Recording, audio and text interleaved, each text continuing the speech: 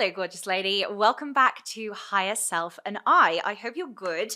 We are diving in today to a belief that has come up quite a lot with my clients recently. And I think as we move towards our goals and we really start to embrace that reality that we've been dreaming about, and then we kind of get there, and then we're like, oh, what's next? And oh my God, maybe I feel like I'm finally doing this, or I'm working towards this.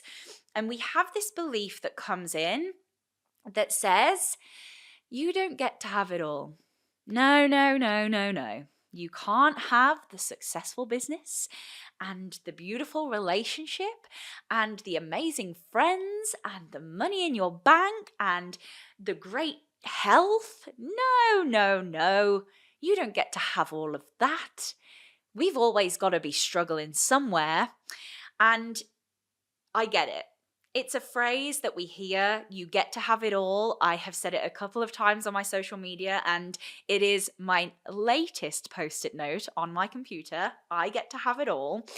And it's often met with like skepticism or doubt and like, well, how can I possibly achieve success across the board? Like, how can I possibly have success in my business and maintain a healthy relationship that's fulfilled and experience financial abundance all at once? No way! And the truth is that it does, in fact, start with our belief system and how our brain has processed and responds to that story.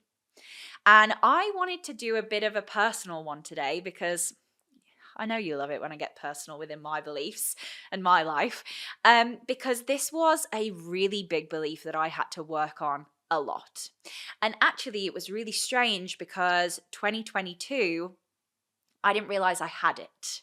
I didn't realize I had the belief because all I ever wanted was the successful business and the great relationship and the traveling around the world and my family and the money flowing into my account and going on trips and being able to buy things. And lo and behold, the end of last year, especially when I'd moved back and then I had the relationship and the house and Barney and all of that, I was like, oh wow, this feels so scary. So scary because I've never had this, and I had and still have a pattern where I will get so far and then be like, right, well, I've got to freaking sabotage somewhere in my life right now because I don't get to have it all. And I really wanted to talk upon this today.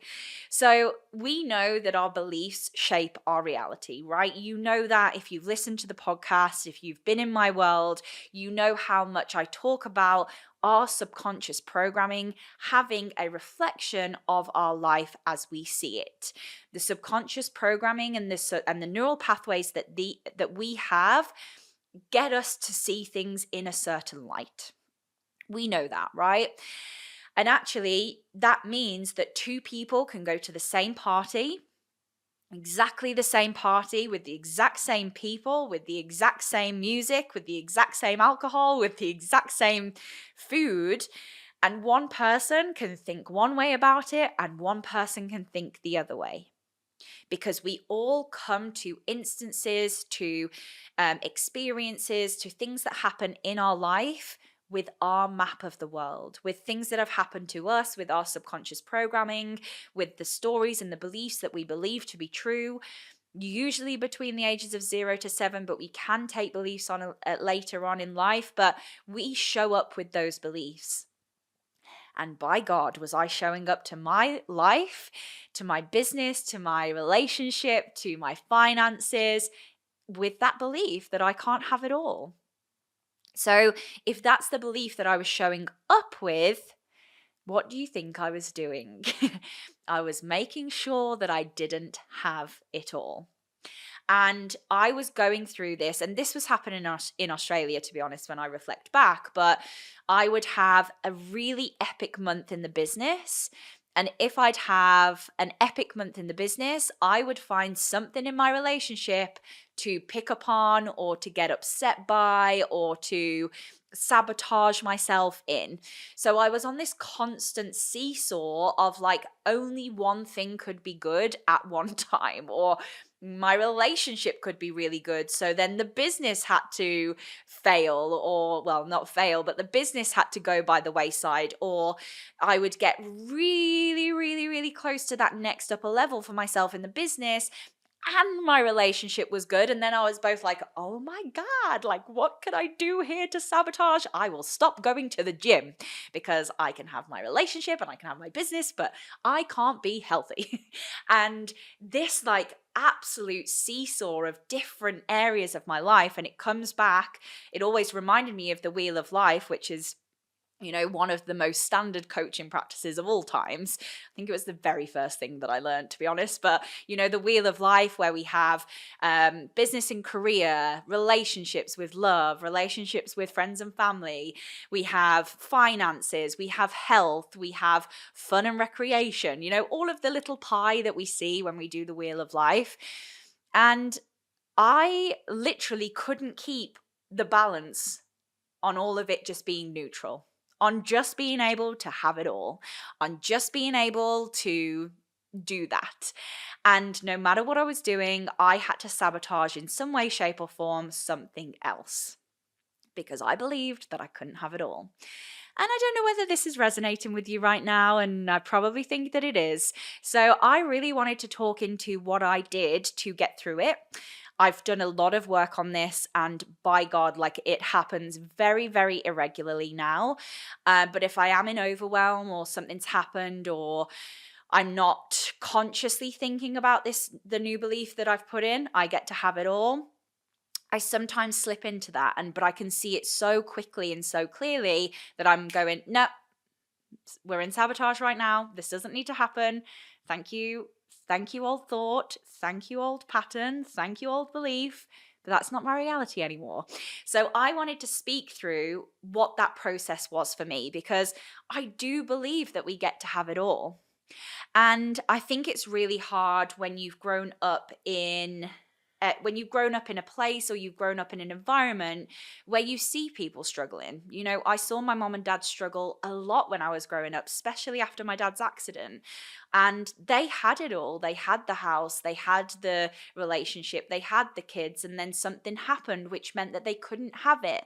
And you start to see this, that like, oh, okay, well, I can't have it all, or the other shoe's going to drop, like, just be careful. That was one of the things that I used to think all the time. Like, if everything was going really well, I would be like, oh God, like, something bad surely's got to happen. Like, it can't be this good for this long. And that definitely was something that I said when me and Jack moved to Shrewsbury, because it had gone from, I was in a lot of turmoil, to be honest, when I moved back from Australia. Like, I was going through a huge identity, what I believe to be a crisis at that point, because I had gone from my whole life, my whole existence, the rest of my life being in Australia, to then, yes, it was my decision, but then to be back and in the UK. And every time I tried to do any visualization practices about the life that I wanted in the UK, I couldn't see anything. I couldn't experience what my life was going to be like. So it was just such a wishy-washy time for me, which then obviously ego comes in, and then you overthink. And I did a lot of work when I got back home. And when we moved to Shrewsbury, it was the easiest thing I've ever done. Like, one of the easiest things, and this goes back to the podcast about letting go of the how. Since me and Jack have been together, things just happen so easily for us. And it feels a little bit like icky saying that, but that's why I believe that we are like sheer soulmates, we meant to find each other at that point, at that time of our life. And everything that we've done since, like getting Barney, or moving to Shrewsbury, or moving into the house that we moved into before we moved to Shrewsbury, all of those instances, everything that we've done, the way our families now hang out together, which makes me so happy. Like, just everything that we wanted to do or everything that we've done happened so easily for us that we used to be like, how have we done this? Like, wait, hang on, what? Like, does it get to be this easy? And I know that that's part of the belief that comes with I get to have it all. And when we moved to Shrewsbury, we were looking, and there was like we didn't put any pressure on it at all. Going back to Letting Go of the How podcast, if you haven't listened to that yet, please do. It was a really good podcast. I'll pop it in the show notes. But going back to like moving to Shrewsbury, we were like, we want to live here. Like, we know we want to live here. I had I started to visualize what house I wanted. Definitely like the cottage. I could see a red door. Like, I could see all of the things. Like, the garden was full of plants, and I saw us dancing in the kitchen. Like, I had like quite a good visualization of what I wanted. We knew that we didn't want to be in the location that we were. It was just a complete stopgap for us. It was a stepping stone. And we kind of started looking, but kind of didn't put pressure on it. We were like, if the right thing comes up, the right thing comes up. And I found this one house, and rung the estate agents, and they were like, oh no, it's, we've already done the views, it's already gone. And I was like, cool, okay, like, can I just give you my details? This is what Jack does, this is what I do, all of the questions that they ask. And I kind of just let it go. And it was a Thursday night, and Jack's mom was round, and we were having a cup of tea, and I got an email in from the estate agents with the house that we live in. And I was like, oh my God, like, it is beautiful. It was a walk into the town, which was the most important for us. It was 3 beds, which meant that we could have the office. It had a beautiful garden, really like farmhouse, cottagey vibes. If you've seen my stories, like, the kitchen is to die for. It's my favorite place in the house. And I was like, cool, yeah, can we come and see it? We went to see it.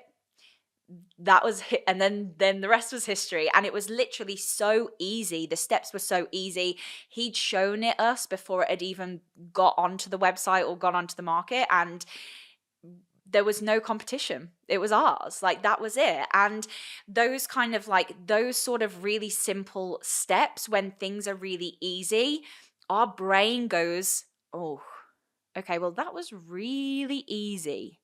So there's got to be a reason, and I've got to make it hard for myself. How many times have you done that? Like, how many times have you signed a client and you've gone, wow, that was quite easy. Okay, right, well, that can't happen again, because it can't be that easy again. And I was having these thoughts again and again, because my subconscious was like constantly feeding this, you don't get to have it all. Like, it can't be this easy. And I think those beliefs, like I said, are so intertwined with each other.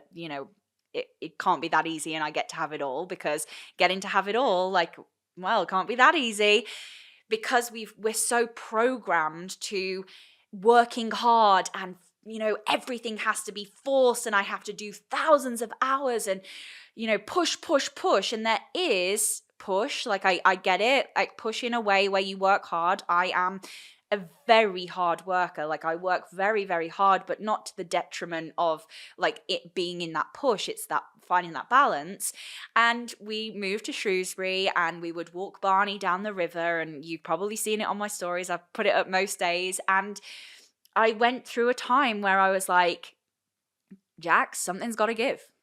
Something's got to happen. One of the exes maybe come out the woodwork and throw another spanner in the works, or the house gets taken off us, or maybe they've got the wrong people for the house. Like, there were so many things that my subconscious was trying to find, because I didn't get to have it all.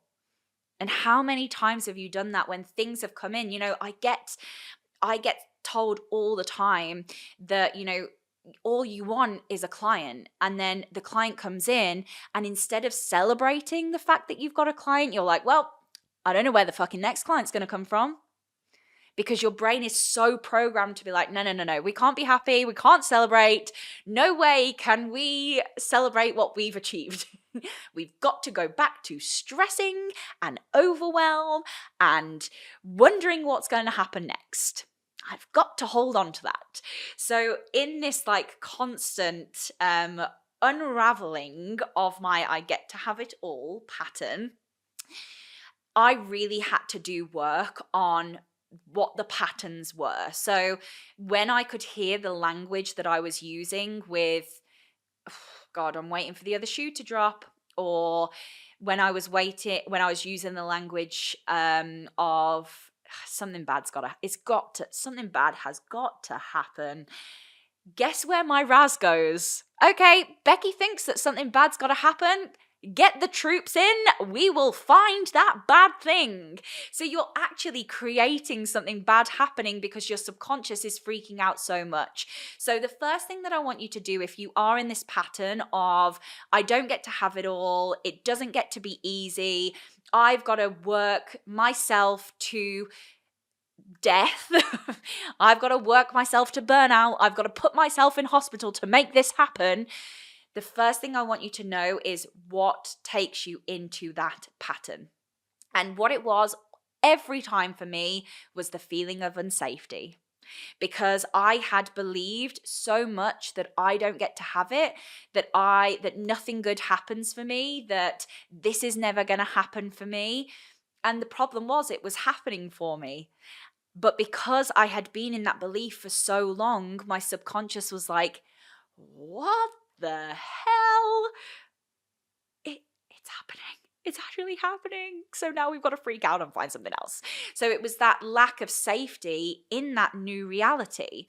And this is why I do a lot of higher self work with my one-to-one clients. This is why I'm constantly working with my clients to ground the safety into the realities that they're making. So we can carry on having those leaps in your business, in your finances, in your life, and you can feel safety around it. So knowing your pattern, whether that's self-sabotage, whether it's procrastination, for me, it was I could definitely see a pattern within me. Something was going really well in one area, so it meant that I had to fuck up another area. And it's so subconscious. It is so subconscious that you have to be so aware of yourself. And I think that's one of the biggest things that my clients say after working with me is like, oh my God, Beck, I am now so aware and I now understand how to coach myself, because that's what I teach my clients. For me, one of the biggest compliments I get from my clients is like, Beck, I can now coach myself going into my life. Like, yes, you've coached me and you've helped me, but I give them the tools to be able to do that. So when you're in that space where you're aware, and then you can coach yourself through it, like, oh God, the power that you have and the things that you shift through is insane. Of the quickness that you bounce back. I talk about bounce back ability all the time.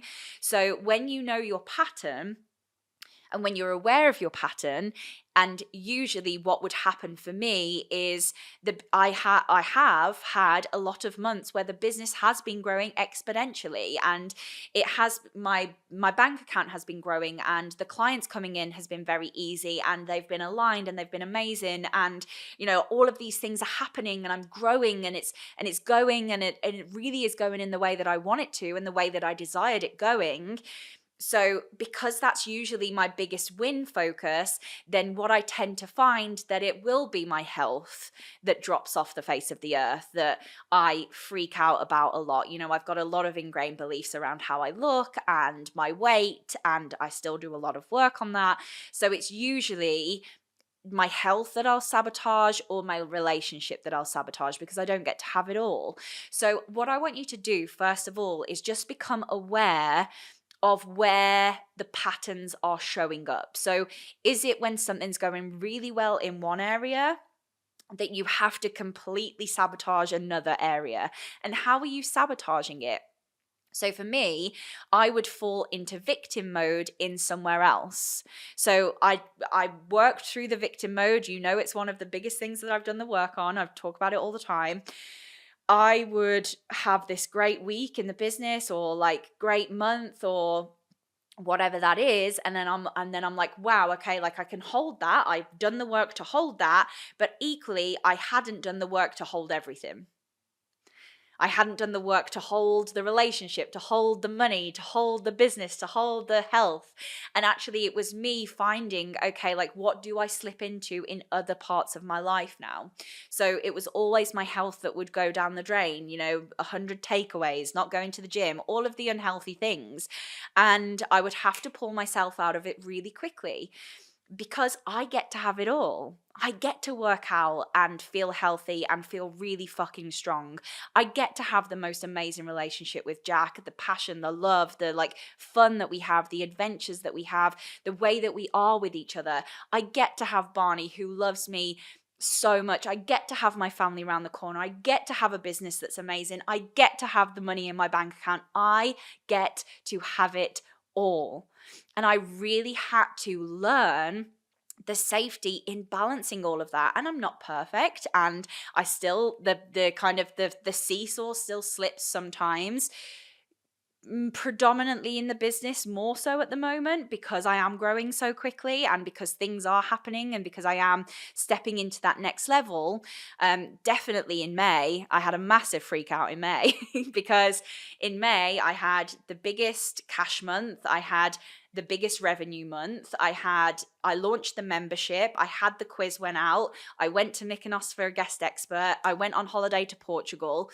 And I got home from Portugal, which was the very end of May, and I was like, oh my God, like, okay, like I do not get to have this. And I really had to do work around the identity of me holding that safety. And I think that's, for me, one of the biggest things that have allowed me to keep growing the way that I have and continue to grow the way that I have, is because I constantly, not constantly, I don't wear myself out with my thoughts a lot, but like I really look at when I know that it's going on, and I don't shy away from it. Like I don't shy away from being like, whoo, okay, like I'm sabotaging right now.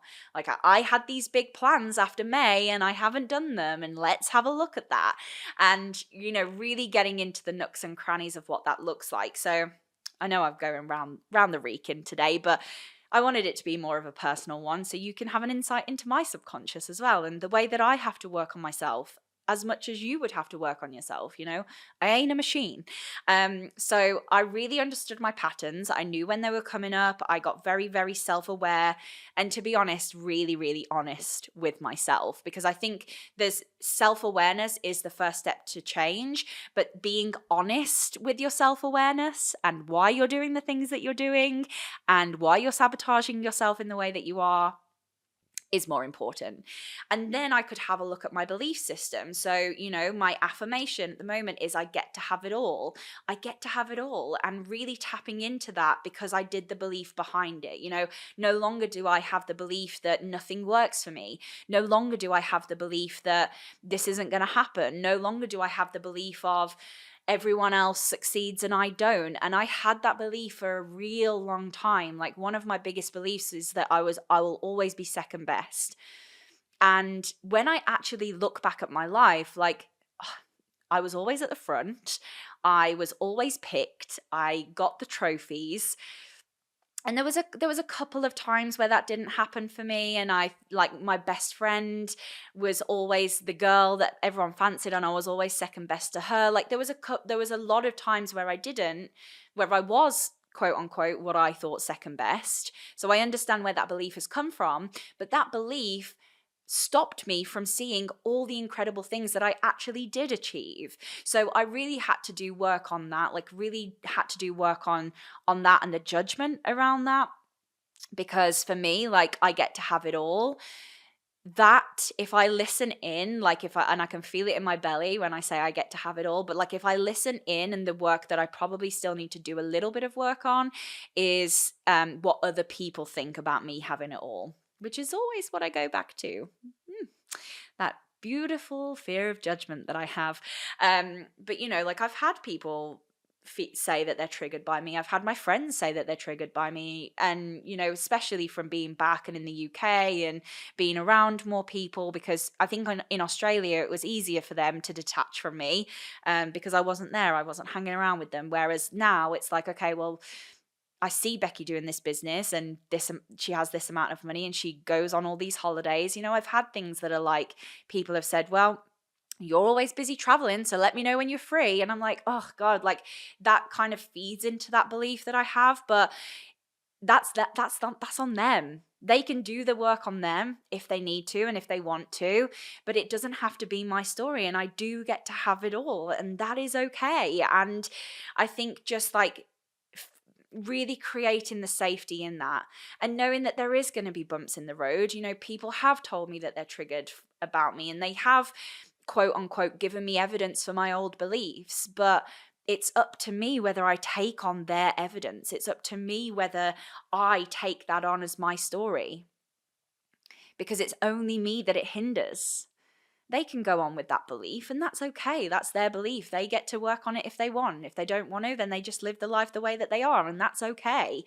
But I don't, I'm here for big things, and I'm here to create a movement, and I'm here to help people and to inspire people, and to really be that person where they go, wow, if Becky can fucking do it, then I can fucking do it, because I'm no different. Like, I just feel like I really need to give myself that chance, and I want you to give yourself that chance.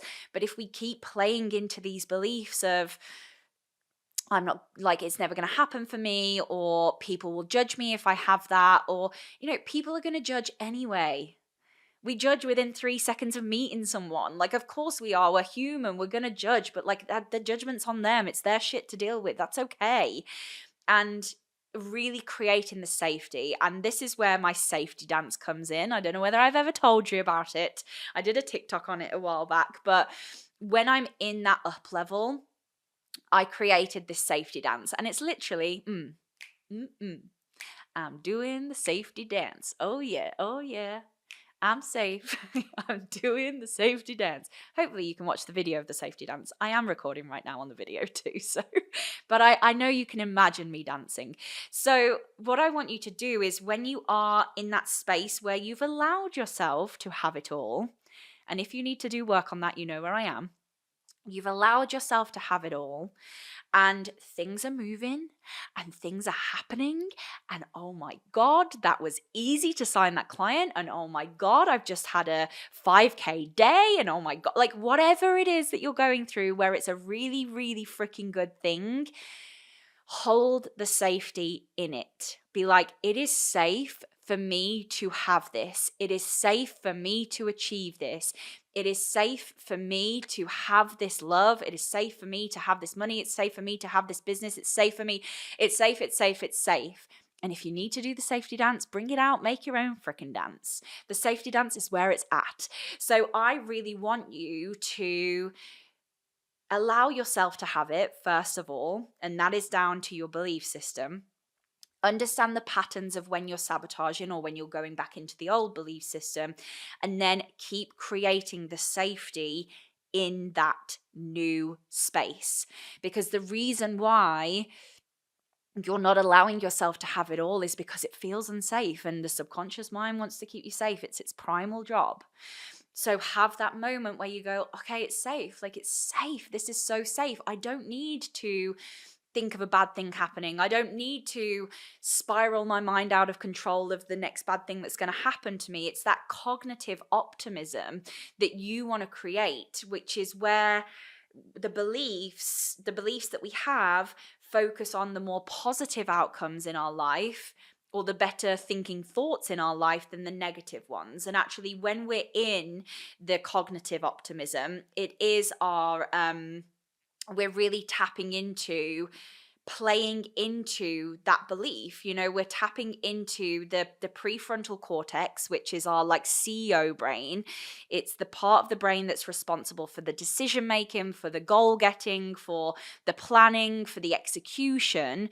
So when we are in the prefrontal cortex, I'm going into neuroscience a little bit here, but like, we have that, we're allowing ourselves for the limbic brain, which is kind of our emotional side of our brain, to quieten down, because we're like, oh, but I get to have this, and prefrontal cortex, come and help me. Like, really having a look at that cognitive optimism. That I can talk more on that in another episode, but like, exploring what it looks like to, well, what could go right? This is a absolute common phrase in the self-development world, and I know everyone fucking rolls their eyes at it. I get it, but like, we're constantly thinking about what could go wrong. What if we constantly thought about what could go right? how much nicer would life be? How much lovelier would life be? And guess what? When we're constantly focusing on what could go right, guess what happens to our Raz? Our Raz then brings in things, our Raz then opens opportunities. Like, it's a no brainer and it's so fucking easy. And we want to make it so hard for us to do this. So I'm getting all passionate now. So, really creating the safety, creating that heightened activity in our, like in our prefrontal cortex, which is the like decision making, the goal planning, the goal setting, and really understanding that we can have an impact on ourselves with that. If you do want to learn more about the prefrontal cortex and the limbic system, I talk about it in the procrastination episode in the membership.